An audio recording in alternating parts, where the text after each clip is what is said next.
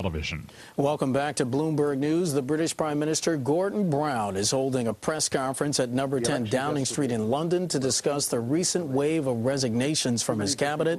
Let's go there live here on Bloomberg. And constituencies have lost through no fault of their own, and I want to thank them for their public service, as well as congratulate all those who have won elections. Since the global economic crisis first hit Britain, I never doubted how difficult it would be, not just for our party, but more important, for our country. It's indeed a testing time. An economic crisis, and now a parliamentary crisis for MPs, is a test of everyone's resilience, mine, the government's, and the country's. It demands that we continue making the very difficult decisions, but also it requires deep reserves of strength when things are difficult.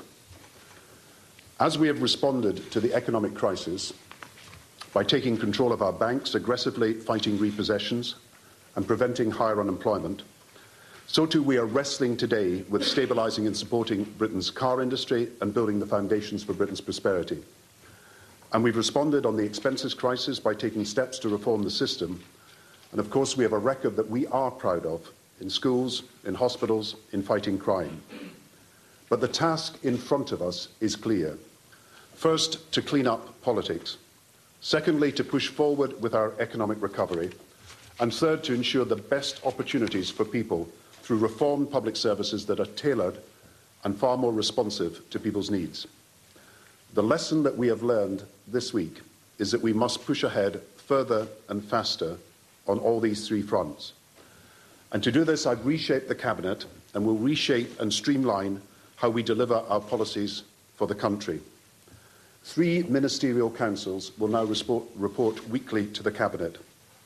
The Democratic Renewal Council will push forward the clean-up of politics and our constitutional agenda, and it will engage in an extensive programme of public consultation, including with other political parties. The Domestic Policy Council will meet for the first time next week, and we will publish later this month our prospectus for Britain's future.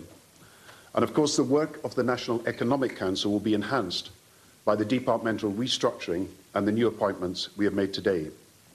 So our purpose and priorities are clear. First, we need to continue our policy of active intervention. When people are suffering, you cannot have a do-nothing approach to the recession. You cannot cut your way out of this recession. You can only grow your way out. And in the coming weeks, we will outline our future plans for jobs, especially for green jobs, a new infrastructure plan for our country, and of course, more action on housing and on the digital economy. We need to create a decent, honest politics in this country, a politics clearly dedicated to serving the public and never politicians serving themselves.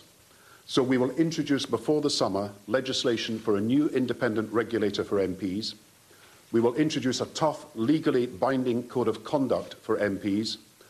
Every single expense claim made by MPs of all parties over the last 4 years will be scrutinised by an independent audit panel with the results declared as soon as possible.